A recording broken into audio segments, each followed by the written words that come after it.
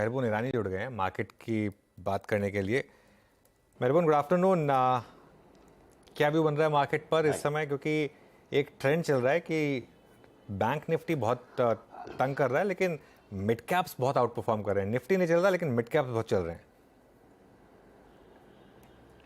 I think अनुज जी, हम लोग ने शायद एक महीने पहले कहा था कि मार्केट को निफ्टी वाइज ज़्यादा फॉल होने की पॉसिबिलिटी कम लगती है, क्योंकि अगर शार्प फॉल आपको चाहिए निफ्टी में तो बैंक निफ्टी को जोर से लुढ़कना पड़ेगा। और आज आप देख रहे हो कि निफ्टी में थोड़ी सी प्रेशर है, mainly because SBI, bank of Baroda, HDFC bank, those type of stocks, Kotak bank are just not performing. रही बात ओवरऑल मार्केट की, मैं कहूँगा कि पिछले 25-30 साल से जो मार्केट को मैं देख रहा हूँ, इस टाइप की मोमेंटम चेसिंग मैंने शायद कभी नहीं देखी। इतना होता है कि कॉम्प्लेक्स जैसा आ जाता है, आप रोज ऑफिस आते हो, बैठते हो, 4-5 लोग आपको कहते हैं ये स्टॉक कैसा लगता है, वो स्टॉक कैसा लगता है। The problem is that you are not even heard the names of the stocks and people are just buying blindly into them. Now this is definitely a cause of concern because people are not knowing क्या खरीद रहे हैं। Overall पिछले 1-2 महीने से market looks fairly valued, it looks over confident, कहीं पर over bot है। पब्लिक कहती है कि डर लगता है, but the fact is people are just refusing to sell. So while promoter selling हुई है काफ़ी सारे स्टॉक्स में, possibly at is peak the promoters themselves or the block deals which happen, if you see it, the selling is maximum, but retail public is refusing to sell into the market, and that is why broader market आप देखो is relatively outperforming the frontline indices. I would personally avoid large caps for now, most of the large caps, क्योंकि अगर मुझे Nifty में ज़्यादा rally यहाँ से दिखती नहीं है तो why should I go and put in money and block my money in a hazy atmosphere in frontline stocks. और रही बात broader market की, while मेरे favorite sectors है, quite a few of the stocks have gone up very sharply and I would wait for a pullback. I think 3-4 कारण है मेरे को जो जिसके लिए मुझे थोड़ा सा मार्केट में डर जरूर लगता है। मैं नहीं कहता हूँ कि market after a pull back में नॉट गो अप अगेन, मैं कहता हूँ कि on the whole over the next 3 to 5 months little concern areas which come is number 1 is the monsoon, जो एक महीने से कह रहा था कि इतने सारे नेगेटिव रिपोर्ट्स आ रहे थे मानसून पे, now everybody is talking about it. उसके कारण शायद इन्फ्लेशन बढ़ सकता है, we don't know what RBI will do next. Second is the rupee depreciation, जो कोई बात नहीं कर रहा है।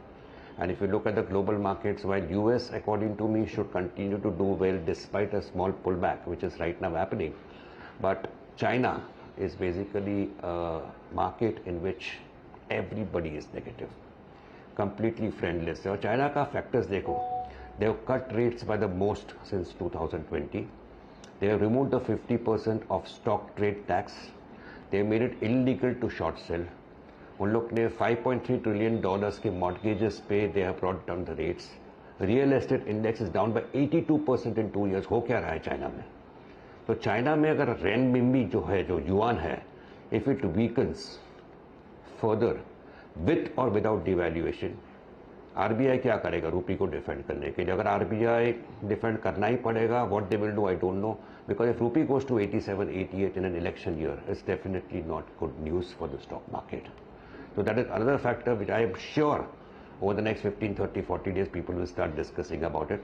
And last is, over the next 3 to 4 months, I see a lot of political noise which will disturb retail investors and disturb possibly a little bit of flow coming into the equity markets. तो ये 3-4 factors concern के हैं। मैं कह रहा हूँ कि India is relatively a much more attractive market than most, ना नहीं कह रहा हूँ, but I think you have to be satisfied with some money which you have made, take some money out and wait for pullbacks to go and buy into select sectors, select stocks.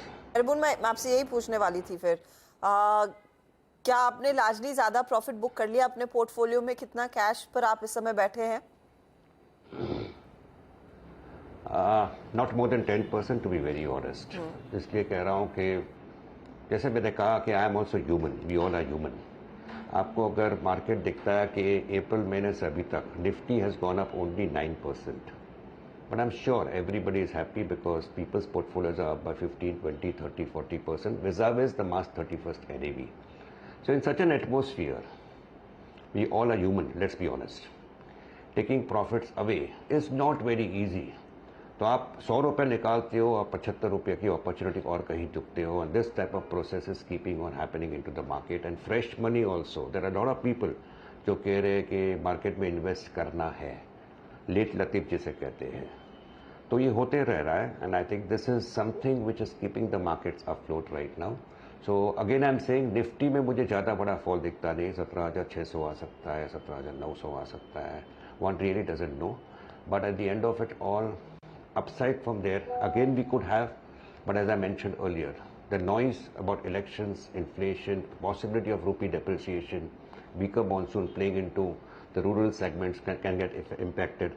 So all these are factors which ultimately will make its an ugly presence felt at some point of time.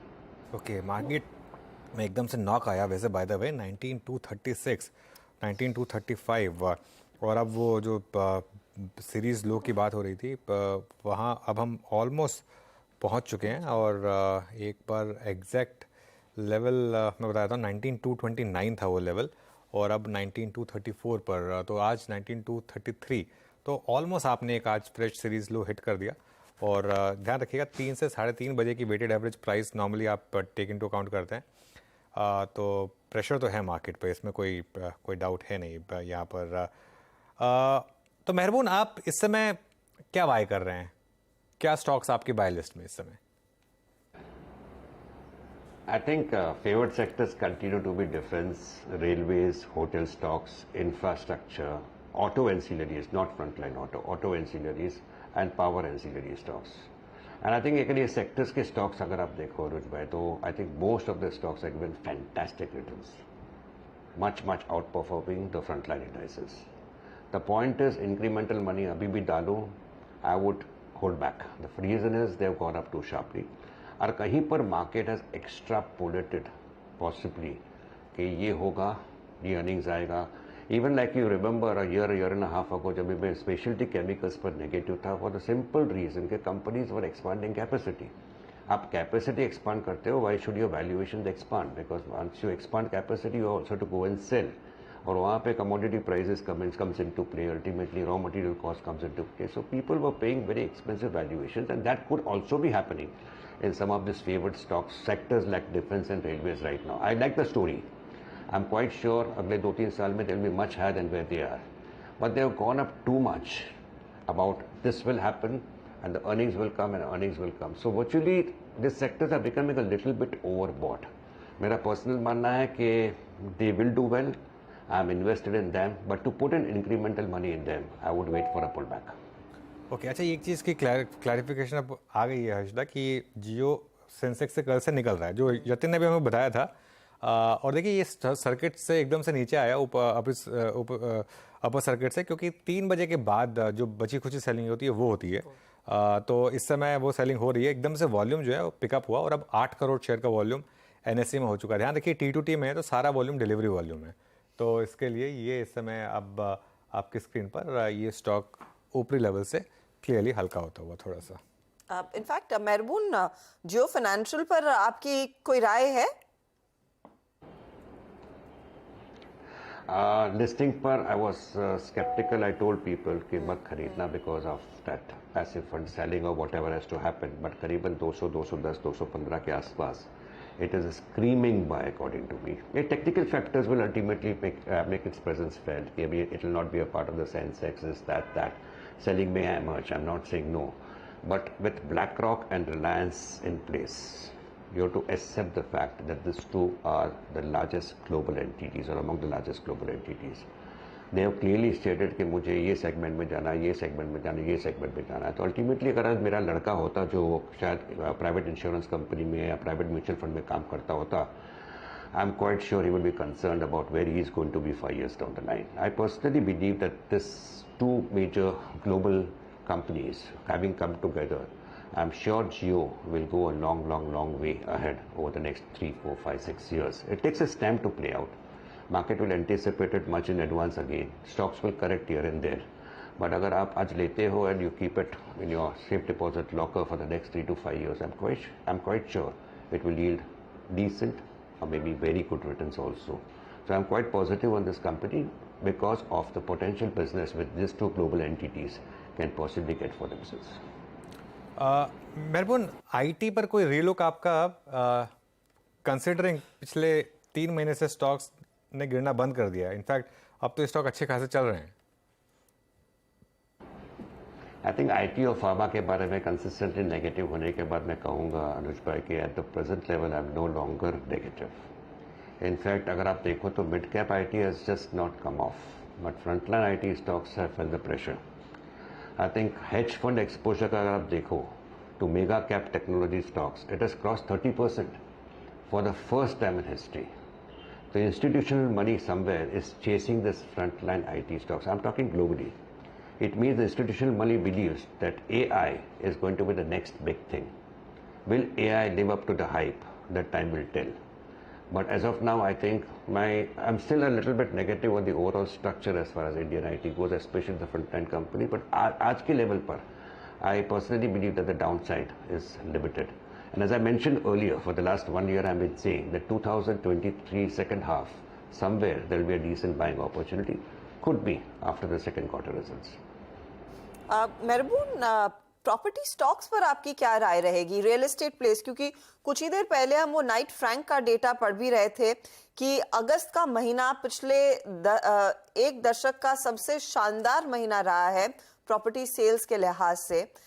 कई सारे यहाँ पर apartments book किए गए हैं। क्या यहाँ पर आप एक्सपोजर और बढ़ाना चाहेंगे? क्योंकि लार्जली हम देख रहे हैं मुंबई में कोई अपार्टमेंट खरीदना is not child's play, it's primary a very luxurious price. 2 crore के नीचे आपको कोई एवरेज घर मिलता ही नहीं है। श्रद्धा, मैं इतना कहूँगा कि आपने जो कहा ये numbers for the month were fantastic. मैं हमेशा मार्केट को रिस्पेक्ट करता हूँ कि market starts discounting it a little bit in advance. लेकिन नंबर 2 मैं कहूँगा positive is that the management commentary of most of the property companies has been very positive. Sometimes you wonder कि जरूरी है कि इतना पॉजिटिव रहना, but they have been delivering numbers consistently. So say that बहुत हो गया, I would not agree to that. There definitely could be further upside in property stocks because the language of the management has been very positive. Numbers are showing it. And valuations certainly are not very expensive. और रही बात inflation की, because of mainly food inflation, RBI hike करेगा कि नहीं, मेरा personal मानना है कि RBI will not hike rates because it's related more to the food inflation part. So that is again a negative which could have come, but I don't see it coming. So property stocks में while incremental money में नहीं डालूंगा, so the frontline property stocks like maybe a Lodha or maybe a Godrej Properties or maybe a rank outsider, a company जो turnaround कर रहा है like a Peninsula Land, I will possibly go and put my money into it. Right, मेहरबान बहुत बहुत शुक्रिया आज हमारे साथ जुड़ने के लिए और